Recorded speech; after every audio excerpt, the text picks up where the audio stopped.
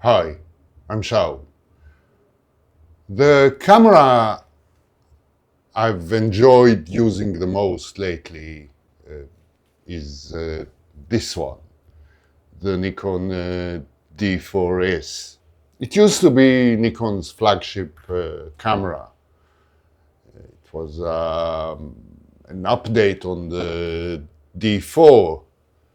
This camera was released in 2014, and at that time it was already not exactly the state of the art of photographic technology. But it is a well built, very sturdy, reliable camera. Its main feature for me is the lens mount.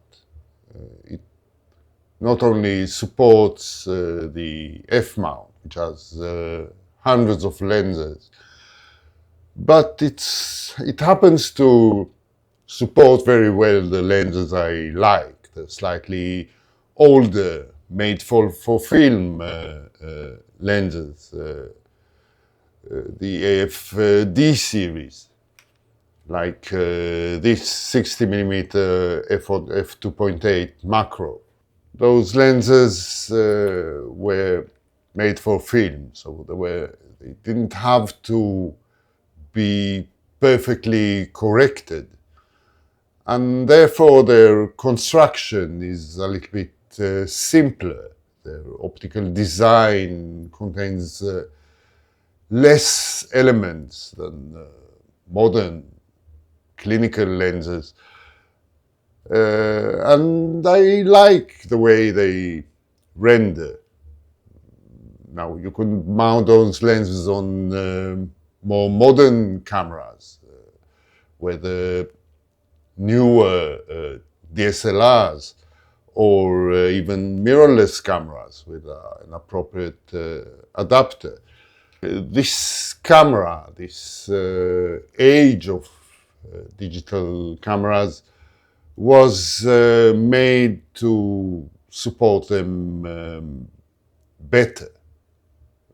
Those lenses have low contrast, and the tonal response of this camera is made to match that lower contrast. Cameras like the D750, D850, D780 are optimized for better corrected lenses with a higher contrast.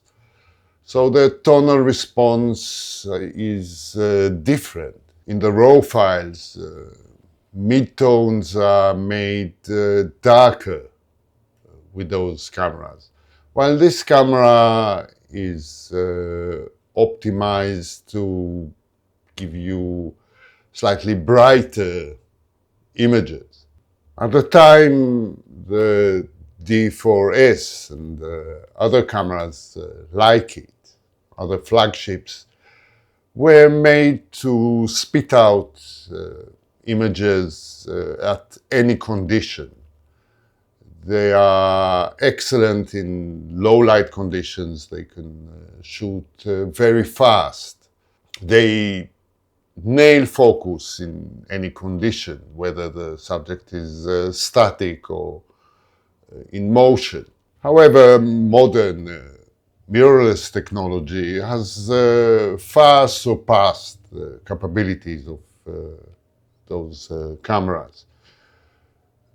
Nowadays, you have much more sophisticated autofocusing systems that include tracking capabilities. Low light capabilities are better now. The camera shooting me now, the Nikon ZF, far surpasses the low light capabilities of this camera. The images at high ISO are cleaner. You can even see it in the RAW files. However, Those cameras were made to shoot in low light. And somehow the noise, the grain they produce looks organic, almost like film grain. It is not obtrusive. And I happen to like the way they perform in low light. This camera supports video, but it is a primitive output of video. Autofocus doesn't work very well during video shooting, unlike modern mirrorless cameras. And the video resolution is a mere 1080p at the most. It is not very useful, really. That camera doesn't have any specialized modes like pre-capture.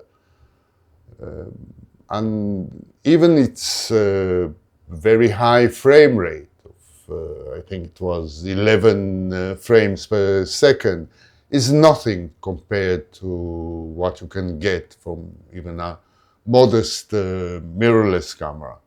But I do like this camera because the experience of operating it, of using it for my personal needs cannot be surpassed. It cannot be surpassed easily, anyway. This camera is very smooth in operation. It performs well, it is predictable, it is reliable. Even though the metrics describing its capabilities are inferior to what you get from newer cameras, it is somehow bigger than the sum of its parts. And that includes both the experience of using it, but also the output. These days, cameras produce images that are ready for post-processing. They include all the dynamic range you might want, but their contrast, the tonal response is not what we like to see in a final image. This camera produces JPEGs and for that matter also RAW files that are very easy on the eye. They are made to be as close as possible to the final image, publishable results. I'm not saying that the D4S is the best camera in the world. It's a personal thing. There might be even better cameras that were on the market at the time. But I happen to have a lot of Nikon glass. So this is the one I use, and I really enjoy it. When shooting this camera, you can be at peace of mind. You don't have to worry about the battery running out, about missing focus, about mechanical failure of any sort. Because it is a tool that is made to last, to support the photographer, the user, whatever the conditions. It was designed for fast shooting, for photojournalism, for wildlife, for sports. But I use it for a different purpose to achieve what I like to do, my own style of work. I like shooting people in their environments in a documentary style. And I still find this camera better than many other models that are around. Newer ones, older ones. It is just the Goldilocks of cameras for me. You might argue it's too big for shooting people. And indeed, it's a large, heavy camera. But the perceived size of a camera is a matter of the lens you mount on it. If you mount a small lens like this on a large body, it will seem smaller, it will seem more friendly to your subjects, especially if you put it in the silent shooting mode. Using the regular shooting mode, it is quite loud, especially if you put it in continuous shooting. However, if you put it in silent mode, it is a lot more friendly in social settings. I wish every DSLR at the time had such a mode. The heft of the camera makes it very steady. It has an inertia of its own. So you can shoot in low shutter speed and still get a solid, stable image that is sharp enough. Don't really need in-body stabilization like in modern cameras. I like shooting in low light, so the shutter speeds don't always support freezing the subject. And when dragging the shutter to achieve some motion blur that is conductive to portraying life, the environment has to be nice and sharp. So this camera supports it really well. I can control the blur in the image, so only moving parts of the scene are slightly blurred, while everything that is static remains sharp. When planning to upgrade our gear, we often have no choice but to look at the metrics of the specifications of the features, but also the metrics of measurements. I used to look at the DxO site that had a benchmark feature that compared different cameras, different lenses, and choose my gear according to those metrics. But metrics are only a short way to describe the capabilities of a tool. They do not tell the whole story. They do not give you the value of a tool. Now, value is a slightly nebulous concept because it's subjective. It has to fit your own needs, your own use, your own style of shooting. Metrics are made for engineers, not for the user. When we buy a camera, we buy the experience. We buy the results obtained by that camera. Numbers are nothing if they don't describe what it is like to hold a camera, to mount a lens. I tried to replace the 4DS with different cameras, like the Nikon D780, that is much newer, that has a BSI sensor with better low light performance, which is important for me. But the experience of using that camera was never the same. It is not as well integrated, well rounded. It was never as smooth and easy as the experience of using this D4S.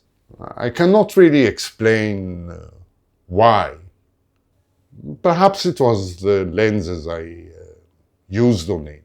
At the time of buying it, I dipped my toe into the Sigma Art series of primes.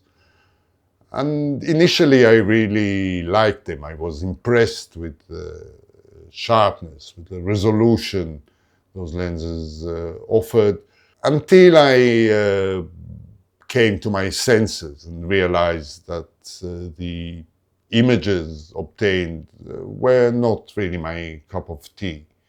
I liked images produced with older AFD lenses, and that perhaps affected my satisfaction with the camera. But even when mounting lenses such as this one, the 780, the experience is different. The results are slightly different. Images don't have that life in them. Cameras such as this one have gone out of fashion. They are simply too large for casual use, or so the perception is. Modern cameras that are much smaller surpass the capabilities of these ancient tools, of these dinosaurs. And it makes no sense of using them anymore. Or so it seems. The thing is that, as I said, the experience of using them is something special.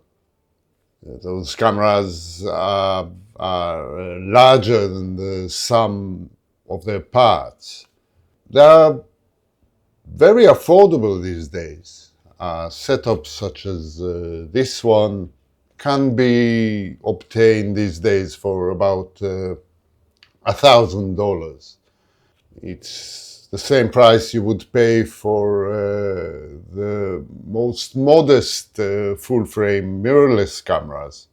Depending on what you shoot and how you work, it might still be too much for you. But you know what? I would give it a try. I don't think you can go wrong. And if you don't like the experience or the results obtained, you can still sell it without losing anything. So I'm just putting it there, just an idea.